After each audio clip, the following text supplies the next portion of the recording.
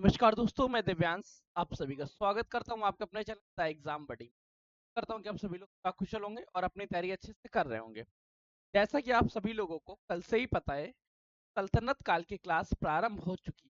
यहाँ से अब हम लोग भारतीय इतिहास के मध्यकालीन इतिहास के बारे में पढ़ेंगे। अगर आपको इससे भी क्वेश्चंस, कोई डाउट्स, कुछ समस्या आती है तो आप कमेंट सेशन में पूछ लीजिएगा या आपके पास डिस्कशन पॉइंट्स लगे तभी आप पूछ सकते हैं। चलिए आज के सेशन स्टार्ट करते हैं। क्वेश्चन, कोई डाउट, कुछ भी।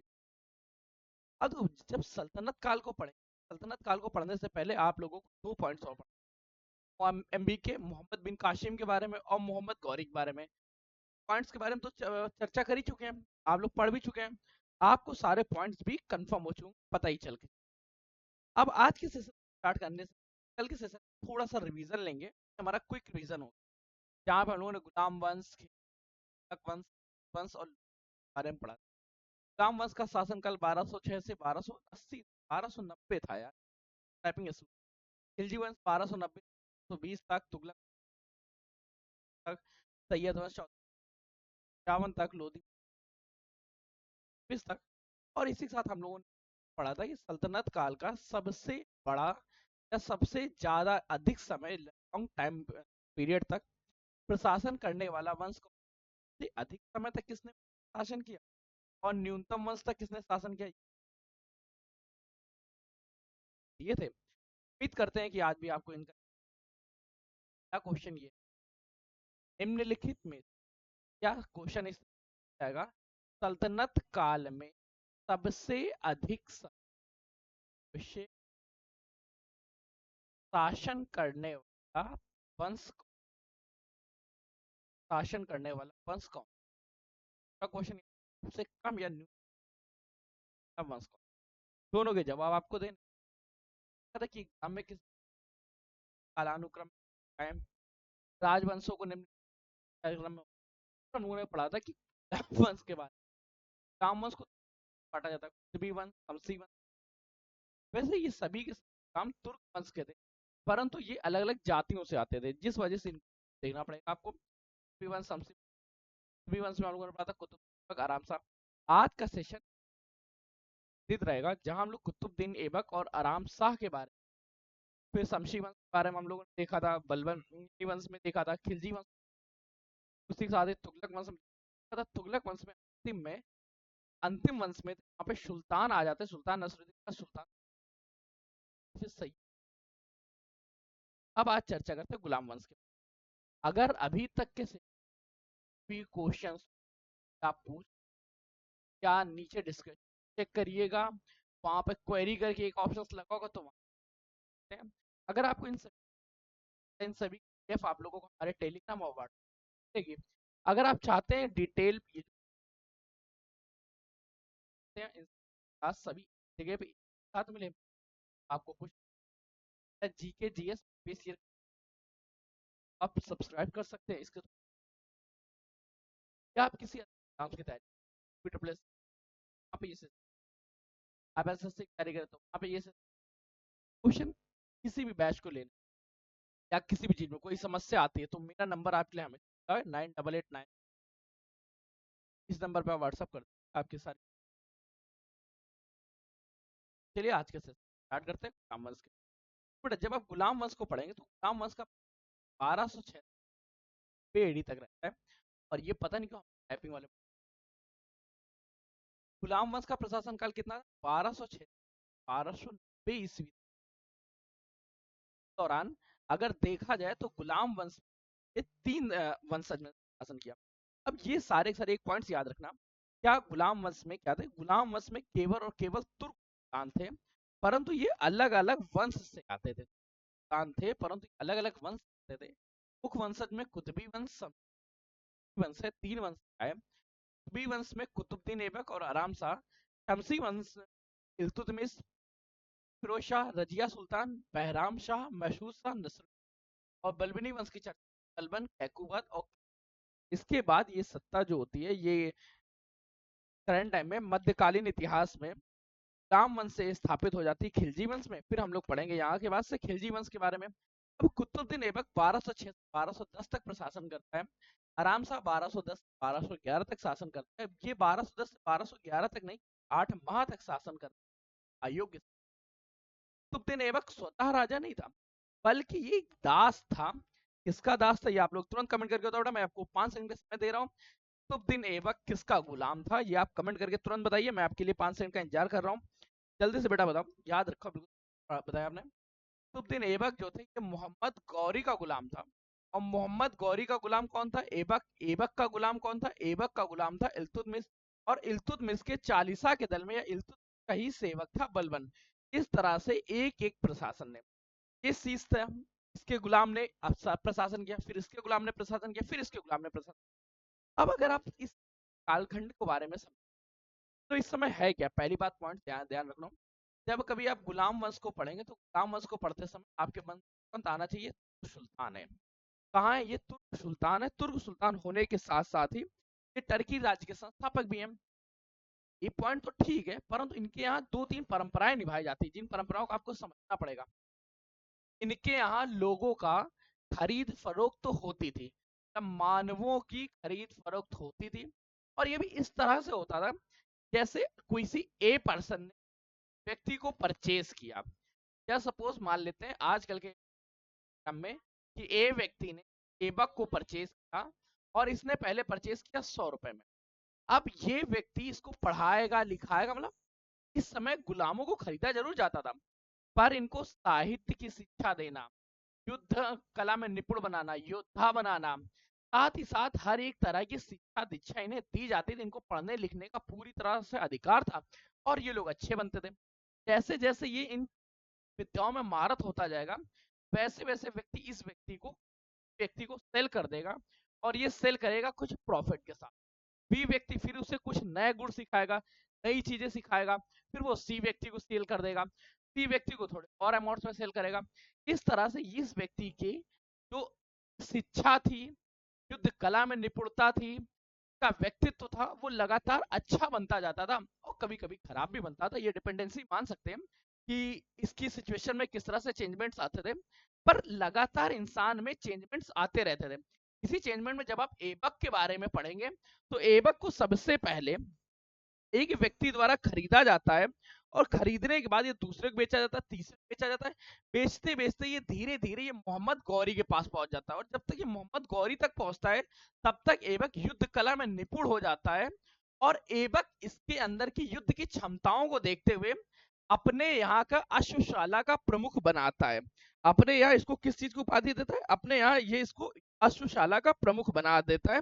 और उसके बाद इसके श्रेष्ठतम गुणों को ध्यान में रखते हुए धीरे धीरे ये प्रशासन बनता है और प्रशासन बनता है। और धीरे धीरे कुतुब जो मोहम्मद गौरी था, मोहम्मद गौरी ने ऐबक को भारत में जो भी सत्ता स्थापित की थी वहां का प्रमुख बना देता है। होता क्या है, पहले ये आमिर ए आखूर के पद पे नियुक्त होता है। आमिर ए आखूर के पद पे नियुक्त होने के साथ साथ ये युद्ध करता रहता है। आमिर ए आखूर क्या था? यह सुशाला का प्रमुख के पद को कहते थे। फिर ये धीरे धीरे अपनी ग्रेटनेस बढ़ाता जाता है और ये भारत की सत्ता पे स्थापित हो जाता है। मतलब ये समझो इस समय गुलामों का इस तरह से प्रशासन था कि अंदर शक्तियां इस तरह से थी, अगर कोई योद्धा या गुलाम योग्य है तो वो सिर्फ और सिर्फ गुलाम बन के नहीं रहेगा, बल्कि वो शासक बन सकता है। शासक बनने के साथ ही साथ कुतुबुद्दीन ऐबक को चर्चा करेंगे तो उसने अपने गुलाम इल्तुतमिश को दामाद तक का पद दिया, मतलब अपनी बेटी का विवाह तक करा दिया। अब यहां से आप लोगों को ये समझ में आ चुका होगा, यहाँ पे इंसानों को गुलाम जरूर कहा जाता था, परंतु गुलाम के साथ साथ ही उनकी जो स्वायत्ता होती थी उसकी संरक्षण भी किया जाता था। अब यहाँ पे एक लेटर आप और पढ़ेंगे जिसको बोलते हैं मामूलक होना। अब ये मामूलक क्या होता है ये आप लोगों को बड़ा कंफ्यूजन में कर देगा। बीच बीच में आप पढ़ेंगे ये लोग क्या थे, ये मामूलक थे। मामूलक का मतलब है क्या? इस पॉइंट्स को ध्यान रखो। इस तरह से लिखा जाता है मामूलक वंश को ना, मामूलक मामूलक का मतलब होता है कि स्वतंत्र माता पिता से उत्पन्न परतंत्र व्यक्ति, स्वतंत्र माता पिता से उत्पन्न परतंत्र परतंत्र मानव या परतंत्र बच्चा, इस तरह से मान सकते हैं। मतलब क्या है, हर वह व्यक्ति जिसके माता पिता तो स्वतंत्र हैं, वो किसी के गुलाम नहीं है, परंतु वह लड़का जो है वो पुत्र उत्पन्न हुआ, वह किसी का गुलाम होता है तो उसे मामूलक कहते हैं। कुतुबुद्दीन ऐबक मामूलक थे, इसके माता पिता स्वतंत्र थे, परंतु ये इसका जन्म हुआ, जन्म की घटनाओं के कारण ये कुछ आर्थिक स्थितियां जैसी भी स्थितियां क्रिएट हुई, इसके माता पिता तो स्वतंत्र थे, परंतु जो कुतुबुद्दीन ऐबक थे ये मामूलक कहलाए। मामूलक क्यों? क्योंकि स्वतंत्र, माता पिता स्वतंत्र। अब पढ़ते हैं बारे में, है कि कुतुबुद्दीन ऐबक की चर्चा करेंगे। भारत में प्रशासन 1206 1210 तक किया, और इस दौरान ये भारत में कभी नहीं रहा। इसने लाहौर से अपना प्रशासन चलाया, लाहौर को अपनी राजधानी बनाया। इसीलिए भारत में अगर चर्चा करेंगे, भारत में गुलाम वंश की स्थापना किसने की? पॉइंट देखना, भारत में गुलाम वंश की स्थापना तो कुतुबुद्दीन ऐबक ने की थी, परंतु क्वेश्चन यहाँ पर एक और पूछा जा सकता है कि भारत में गुलाम वंश का वास्तविक संस्थापक कौन था, वो बाद में देखेंगे। पहले क्वेश्चन क्या है? क्वेश्चन सिर्फ इतना याद रखो, गुलाम वंश का संस्थापक भारत में कौन था? गुलाम वंश का भारत में संस्थापक कौन था? गुलाम वंश का संस्थापक किसने की? गुलाम वंश की स्थापना किसने की? कुतुबुद्दीन ऐबक ने। कुतुबुद्दीन ऐबक के माँ पिता तुर्कमेनिस्तान के निवासी थे। ऐबक को निशापुर के काजी फरकुद्दीन अब्दुल अजीज कैफी ने खरीदा। सबसे पहले इनको परचेज किसने किया? सबसे पहले इनको परचेज किया फरकुद्दीन अब्दुल अजीज कैफी ने। इन्होंने इनकी शिक्षा दीक्षा पर काम किया। ये जो काजी थे, इनके बेटे ने इसको गलीम बाजार में जाके एक व्यापारी को बेच दिया, और व्यापारी से धीरे से ये पहुंच गया मोहम्मद गौरी के पास। मोहम्मद गौरी ने इनकी योग्यताओं को देखते हुए अश्वशाला का प्रमुख बनाया। अश्वशाला का प्रमुख क्या? आमिर ए आखूर का पद दिया। आमिर ए आखूर का पद किसने दिया? ये आमिर ए आखूर का पद ऐबक ने दिया। बाद में ऐबक के साथ इसने कई युद्ध लड़े, जैसे पृथ्वीराज चौहान का तराइन का युद्ध हो गया, चंदावर का युद्ध हो गया। अब देखो, इन दो पॉइंट्स को बारे में ध्यान से देखना। यहाँ पे थोड़ा सा एक और पेज लेता हूँ, फिर समझते हैं। तो ऐबक ने क्या किया? ऐबक ने इसे अश्वशाला का प्रमुख बना दिया। अश्वशाला का प्रमुख को इस समय क्या कहते थे? किस पद के नाम से जानते थे? पद का नाम आप लोग जल्दी से कमेंट करके बताइए। बिल्कुल सही बताया आपने, आमिर ए आखूर कहा जाता था। आमिर ए आखूर के पद पे बनाया। आमिर ए आखूर का मतलब क्या हुआ? जितने भी घोड़े हैं, उन सभी घोड़ों का संरक्षण किसके पास है? व्यक्ति के पास है, ऐबक के पास है। मतलब ये सेना का सबसे स्ट्रॉन्ग व्यक्ति हो गया वहां पे, जैसे वर्तमान समय में सेना अध्यक्ष का पद है, उस पद होता था। अब आमिर आखुर बनाने के साथ ही साथ ऐबक क्या करता था? ऐबक को मोहम्मद गौरी अपने साथ विजयों के दौरान ले जाता, जब कभी कोई भी वार लड़ने जाता था तो लेके जाता था। उसी क्रम में जब कुतुबुद्दीन ऐबक ने, जब मोहम्मद गौरी ने भारत क्षेत्र को विजित किया, तो भारत क्षेत्र को जीतने के लिए उसने कौन से युद्ध लड़े थे? लास्ट सेशन में पढ़ा था 1151 में, 1191 और 1192 में। आपको कमेंट याद है? 1191 1192 में क्या था? तराइन का प्रथम युद्ध, तराइन का द्वितीय युद्ध, ये दोनों पॉइंट्स हम लोग पढ़ ही चुके थे, याद ही होगा आपको। तराइन का प्रथम युद्ध किसकी मत हुआ था? पृथ्वीराज चौहान और मोहम्मद गौरी के बीच में। इसमें पृथ्वीराज चौहान की विजय हुई थी। इसके बाद जयचंद्र ने मोहम्मद गौरी की मदद की, और 1192 ईस्वी में तराइन का सेकेंड युद्ध हुआ। और ये तराइन के सेकेंड युद्ध किसके मत होता है? गौरी, और गौरी के साथ में गौरी के वर्सेस में थे पृथ्वीराज चौहान। पृथ्वीराज चौहान की यहाँ पे हार हो जाती है, और तराइन का क्षेत्र के बाद भारत में मोहम्मद गौरी का सत्ता स्थापित हो जाती है। मोहम्मद गौरी क्या करता है? मोहम्मद गौरी स्वतः प्रशासन नहीं चलाता है, ये अपने प्रशासन के लिए एक व्यक्ति को नियुक्त करता है भारत में। इसका नाम था कुतुबुद्दीन ऐबक, और कुतुबुद्दीन ऐबक को नियुक्त करके स्वतः अपना वापस लौट जाता है। वापस लौटने के बाद वो अन्य हमले करता है, परंतु भारत का जो विजित क्षेत्र था, ये कुतुबुद्दीन ऐबक के पास आया। अब देखो ऐबक की कुशलता कितनी थी, कितना ये युद्ध कौशल था। पहली बात तो जो भी क्षेत्र कुतुबुद्दीन ऐबक ने मोहम्मद गौरी ने विजित किए थे, उन क्षेत्रों का संरक्षण किया। सबसे संरक्षण करने के साथ ही साथ इसने दिल्ली, अजमेर, लाहौर, याद रखो दिल्ली, अजमेर, लाहौर, इन क्षेत्रों का गवर्नर भी बना, और इन क्षेत्रों तक लगातार विस्तार करता रहा। इसके बाद होता क्या है? 1206 ईस्वी सडन सम्यक नदी के किनारे मोहम्मद गौरी की हत्या हो जाती है, मोहम्मद गौरी की मृत्यु हो जाती है। इस मृत्यु के उपरांत कोई भी व्यक्ति 1206 में इतना कुशल व्यक्ति नहीं था जो मोहम्मद गौरी की सत्ता पर स्थापित कर सके। तब तुर्की के लोगों ने, वहां के निवासियों ने ऐबक को अपने पास बुलाया ताकि वो राजगद्दी संभाल सके। फिर ऐबक ने लाहौर जाके लाहौर से अपनी सत्ता स्थापित की। अब लाहौर पहुंचने के साथ ही उसने लाहौर का तो प्रशासन संभाला ही संभाला, मोहम्मद गौरी का तत्कालीन प्रशासन संभाला, साथ में भारत में जो वास्तविक संस्थापक हो चुका था, इस भारत के क्षेत्र को भी लगातार कंट्रोल में रखता रहा। इस दौरान कई युद्ध हुए, परंतु प्रत्येक युद्ध में लगभग प्रत्येक युद्धों में कुतुबुद्दीन ऐबक की विजय हुई और कुतुबुद्दीन ऐबक एक कुशल योद्धा के रूप में नियुक्त रहा। हाँ, एक पॉइंट और याद रखो कि अपने सर के ऊपर मतलब अपने हेड्स, जो मोहम्मद गौरी का गुलाम था, तो मोहम्मद गौरी के गुलाम के होने की वजह से उनके प्रति इतना ज्यादा व्यक्ति था, इतना ज्यादा आत्मसमर्पित था, अपने जीवन में कभी भी ऐबक ने अपने जीवन में कभी भी सुल्तान की पदवी नहीं धारण की। ये सदा गुलाम बन के रहा। हाँ, हुआ क्या था, बस केवल केवल ये क्या उपाधि लिखता था कि मलिक का पद अपने साथ लिखता था, मलिक के साथ ही साथ ये सिपह सलार का पद लिखा करता था।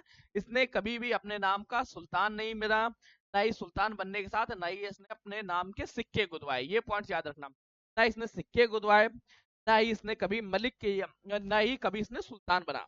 हाँ, इतना पॉइंट था कि मोहम्मद गौरी के उत्तराधिकारी गयासुद्दीन मोहम्मद ने गयासुद्दीन महमूद गयासुद्दीन महमूद ने किया गया था। गयासुद्दीन महमूद ने 1208 में कुतुबुद्दीन ऐबक को गुलामी से मुक्त कर दिया, या इसको दास्ता से मुक्त कर दिया। दास्ता से मुक्त करने का कार्य किसने किया था? गयासुद्दीन महमूद ने 1208 ईस्वी में। इसके बाद होता गया 1209 ईस्वी में ये चौगान खेल रहे थे। चौगान खेल, सॉरी, 1209 1210, हाँ लास्ट 1210, 1210 ईस्वी में चौगान खेलते समय इनकी मृत्यु हो जाती है घोड़े से गिरकर। और वो जो घोड़े से गिरने की ये घटना है, उस घटना को बड़ा भीषण तौर पे लिखा गया है मिनहाज उल मिराज द्वारा। मिनहाज उल मिराज ने घटना को बड़ा अद्भुत तरीके से लिखा है। क्या लिखा उस बारे में बाद में देखते हैं हम, पहले हम लोग थोड़ी सी क्लास भी देख। डिटेलिंग समझ में आ गई? क्या क्या समझ में आया? सबसे पहले क्या, ये विलक्षण सैन्य प्रतिभा कैसे थी? विलक्षण सैन्य प्रतिभा के बारे में जब हम लोग चर्चा करेंगे तो पॉइंट ध्यान से देखना होगा। क्या, पृथ्वीराज चौहान जो थे, ये तराइन के द्रुति युद्ध में भारत की सत्ता प्राप्त करते हैं। भारत की सत्ता कब प्राप्त होती है? भारत की सत्ता प्राप्त होती है तराइन के द्रुति युद्ध के दौरान। द्रुति युद्ध में भारत की सत्ता पाली। के बाद जब कुतुबुद्दीन ऐबक भारत वापस लौट, तो भारत वापस लौटने के बाद इसने अजमेर, मेरठ आदि स्थानों पे जो भी विद्रोह हुए उनको दबाया और दिल्ली पर अपना अधिकार कर लिया। दिल्ली पे पूर्णता कंट्रोल करने के साथ ही 1194 का कन्नौज का युद्ध लड़ा। कन्नौज में क्या, चंदावर का युद्ध हुआ, उसको कुतुबुद्दीन ऐबक ने जयचंद को पराजित किया। 1195 में अलीगढ़ पर अधिकार कर लिया, बल्कि रणथंभौर के किले को भी जीता। गुजरात की राजधानी अलीबिंदा को लूटने के साथ साथ बुंदेलखंड के राजा देव को भी पराजित किया। कलिंजर, महोबा व खजुराहो पर अधिकार किया। 1206 में दम्यक नदी के किनारे नमाज पढ़ते समय सिया व हिंदू खेलकर विरोधियों द्वारा मोहम्मद गौरी की हत्या कर दी गई। अब मोहम्मद गौरी की अचानक हत्या के बाद उनका कोई भी उत्तराधिकारी शेष बचा था, ना ही कोई वैकल्पिक व्यवस्था थी, जिस वजह से लाहौर के स्थानीय नागरिकों ने ऐबक को लाहौर आके सत्ता पे हक हाथों में लेने के लिए सत्ता पे अपना हक आजमाने के आमंत्रण दिया। इसके बाद लोगों के अनुरोध पे ऐबक लाहौर चला गया और लाहौर से ही ऐबक ने भारत के साथ साथ लाहौर का प्रशासन भी संभाला और दोनों का सकुशल प्रशासन कर रहा था। इतना अच्छा कुशल प्रशासन किया, इस दौरान इसने कभी भी सुल्तान की उपाधि नहीं धारण की, ना ही इसने कभी अपने नाम के सिक्के गुदवाए। ये केवल और केवल मोहम्मद गौरी का गुलाम था और इसी रूप में प्रशासन कर रहा था। इसके बाद मोहम्मद गौरी के जो वंशज थे, उसमें से महमूद ने 1208 ईस्वी ऐबक को दास्ता से मुक्त किया। क्वेश्चन पॉइंट्स याद रखना, ऐबक को दास्ता से मुक्ति कब प्राप्त हुई? ऐबक की दास्ता कब समाप्त होती है? 1208 में। 1210 में इसका भगवान खेलते मृत्यु हो जाती है। अब पॉइंट्स याद रखो। मिनहाज उल सिराज क्या लिखता है इनकी मृत्यु के बारे में? ऐबक श्रेष्ठ भावनाओं से युक्त विशाल हृदय ईसाई बादशाह था, वह बहुत ही दानशाली था। अच्छा, ये ध्यान रखना। अब लाख बख्श की उपाधि क्यों दी जाती है? ये इनकी उपाधियां लिखी हुई हैं, उपाधियों के बारे में ध्यान रखना। कुतुब ऐबक को लाख बख्श कहा जाता था, क्यों? मन से इतना ज्यादा उदारवादी था कि लाखों रुपए दान दे देता था। क्या, लाखों रुपए? तत्कालीन लाखों रुपए दान देने का मतलब आजकल के अरबों खरबों रुपए होते थे, और ये इतने रुपए दान दे देता। साथ में ये कुरान का बड़ी मधुर वाणी में वाचन करता था, पढ़ने का कार्य करता था। कुरान को एक बड़ी मीठी वाणी में पढ़ा करता था। इस वजह कुरान खां कहते हैं। बहुत सारे लोगों का कहना ये कुरान को ये मुंह जबानी याद करे हुआ था, एकदम रटा हुआ था, इस वजह कुरान खां कहते हैं। साथ ही इनके अन्य नामों में तो हातिम में के नाम से भी जाना जाता है। कुतुबुद्दीन ऐबक की चर्चा करें तो ऐबक का मतलब होता है चांद, अर्थात ये सुंदर भी बहुत थे। ऐबक क्या है? चांद का देवता। तो ये पॉइंट्स और याद रखिएगा। अब थोड़ी सी और अच्छे से पढ़ते हैं। थोड़ी सी और कंफर्मेशन करते हैं।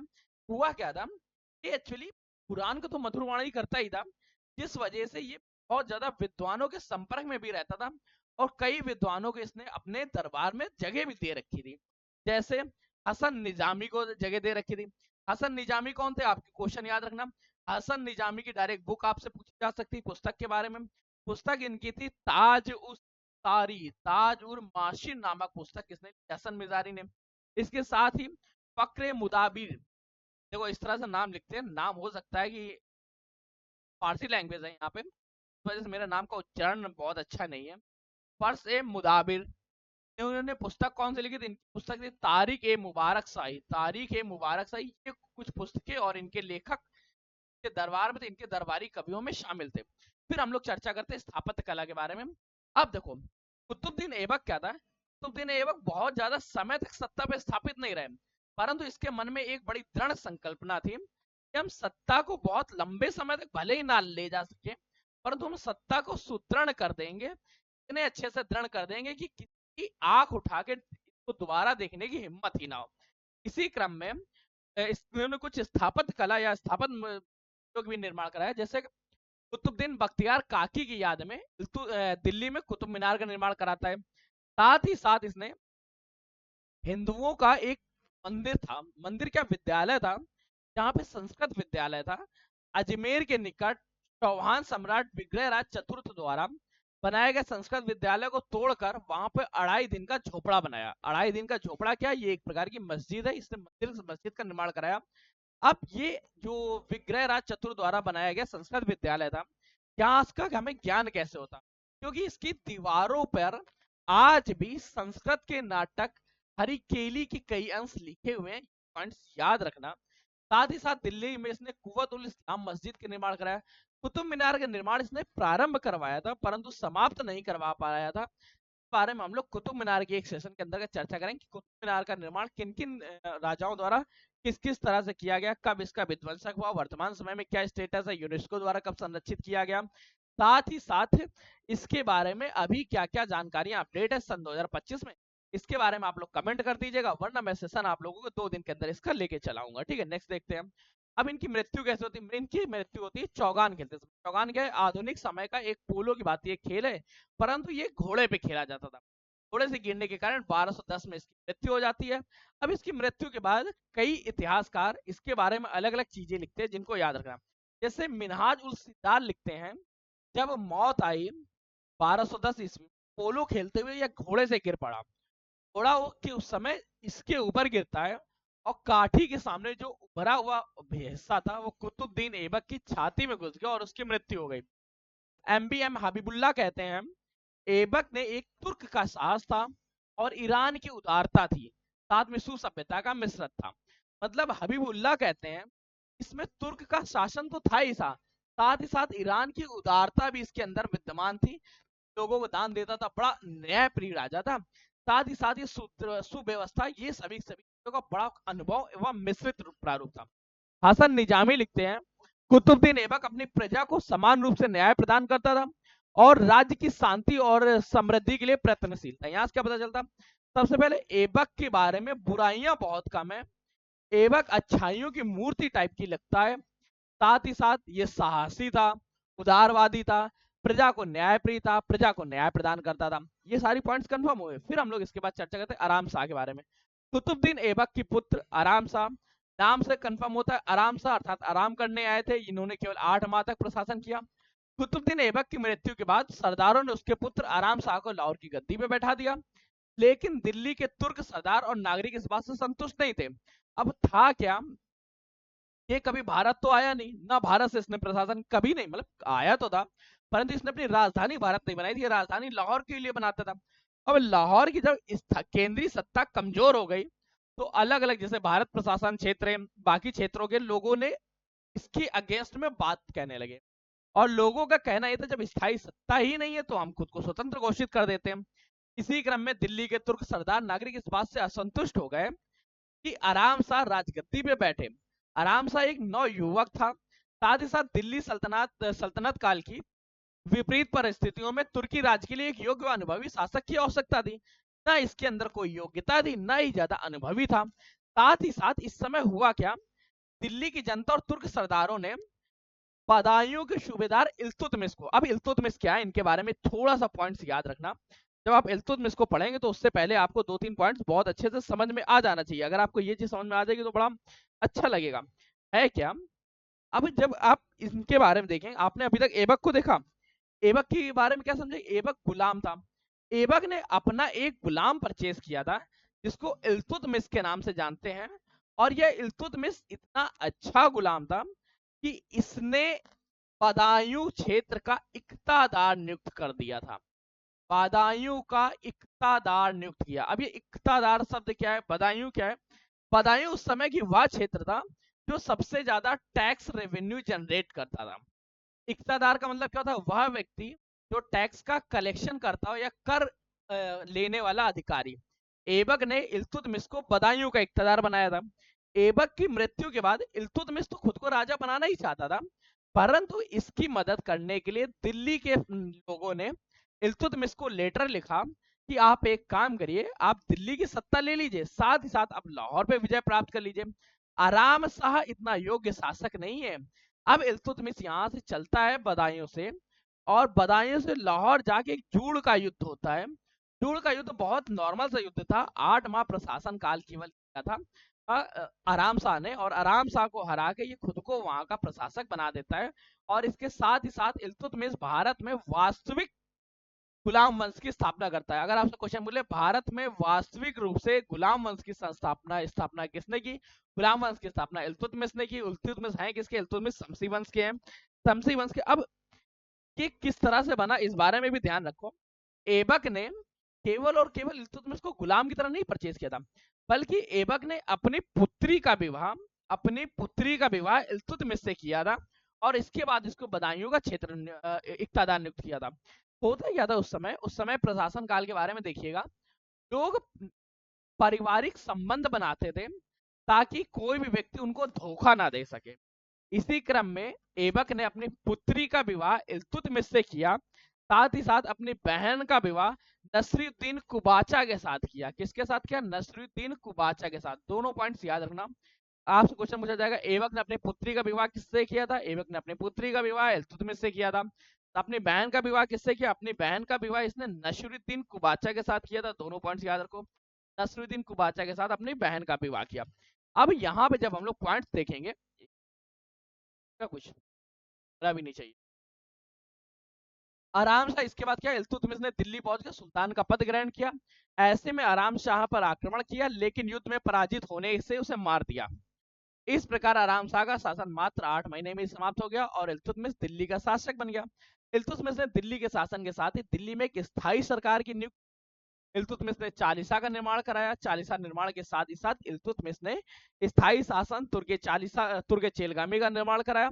और इल्तुतमिश का कर व्यवस्था क्या थी, इल्तुतमिश के बारे में क्या पॉइंट्स, इनके बारे में कल चर्चा करेंगे। पर आपसे एक क्वेश्चन और पूछा जा सकता है, वो क्वेश्चन ध्यान से देखिएगा और समझिएगा और बताइएगा कि जब ऐबक की मृत्यु होती है, सम्राट था, तो ऐबक ने अपनी जो कब्र थी, कब्र को कहां पे दफनाया, और कब्र को दफनाने के बाद इस पे क्या हुई, ध्यान रखो। ऐबक को लाहौर में दफनाया गया, और लाहौर में दफनाने के साथ ही इसकी कब्र पे एक साधारण स्मारक का निर्माण हुआ, कोई खास नहीं, क्योंकि ऐबक खुद को राजा सम्राट मानता ही नहीं था। ऐबक खुद को गुलाम मानता था, और ऐबक का गुलाम इल्तुतमिश खुद को सम्राट बनाता है। किस तरह से वो सम्राट बनाता है, किस तरह से आगे गुलाम वंश की स्थापना होती है, गुलाम वंश किस तरह से आगे बढ़ता है, गुलाम वंश के बाद खिलजी वंश, खिलजी वंश के बाद अन्य वंशों के बारे में, कैसे मध्यकालीन इतिहास भारत में चलता है, और मध्यकालीन इतिहास के बाद कैसे अंग्रेज आते हैं और अंग्रेज भारत पे शासन करते हैं और आधुनिक काल का प्रारंभ होता है, इन सभी विषयों के बारे में आगे आने वाले सेशन में डेली चर्चा करते रहेंगे। ये सेशन डेली आपको 12 बजे मिल रहा है, 12 बजे मिलता रहेगा। मन में कोई क्वेश्चन, कोई डाउट्स, कोई शंका, कोई संशय कुछ भी उत्पन्न होता है तो कमेंट सेशन ओपन है, कमेंट कर दीजिएगा। अगर आपकी इच्छा कर रही है प्रीवियस ईयर क्वेश्चन सीरीज से जुड़ने के लिए, तो पीवाईक्यू सीरीज 1.0 जीके जीएस के लिए, और जीके जीएस के साथ ही साथ ये इंग्लिश के लिए प्रारंभ हो चुकी है। साइंस की पीवाईक्यू सीरीज जल्दी प्रारंभ हो जाएगी। अगर आप किसी बैच को लेना चाहते हैं, आप यूपी ट्रिपल एस सी की तैयारी कर रहे हैं, तो उत्तर प्रदेश सत्ता सेवा चयन आयोग के अंतर्गत अभी लेखपाल का बैच ओपन, लेखपाल के साथ ही साथ यहाँ पे अभी कनिष्क सहायक हो गया, जो नेक्स्ट नई वैकेंसी आ चुकी है, इनका बैच कंप्लीट ओपन हो चुका है। स्टेनोग्राफर के लिए स्टेनो स्टार के बैच हो गए। और इसके साथ ही साथ यहाँ पर आप लोगों को पेड 2025 का सेलेक्ट सफलता बैच भी मिलेगा। सफलता बैच से जुड़ जाइएगा क्योंकि इसमें दिन बहुत कम बचे हैं। और इसके साथ ही साथ आप लोगों को एसएससी बैचेस जल्द प्रोवाइड होने वाले हैं। आप एसएससी के किस एग्जाम की तैयारी करें, एमटीएस की कर रहे हैं, स्टेनो की कर रहे हैं, या आपका एसएससी का एग्जाम लगा हुआ है, सीजी लगा हुआ है, ये सारे सारे एग्जाम्स आप कमेंट करके बताइएगा। आज के सेशन को यही रख रहे हैं। मन में कोई संशय, कोई भी क्वेश्चन, कुछ बन होता तो कमेंट कर दीजिए। आपको नंबर प्रोवाइड करा दे रहा हूँ 988257 नंबर पे आप व्हाट्सअप कर दीजिए। तब तक के लिए कीप स्टडी, कीप स्माइलिंग, पढ़ते रहिए, पढ़ाई मुस्कान के साथ, अकेले में तो। धन्यवाद।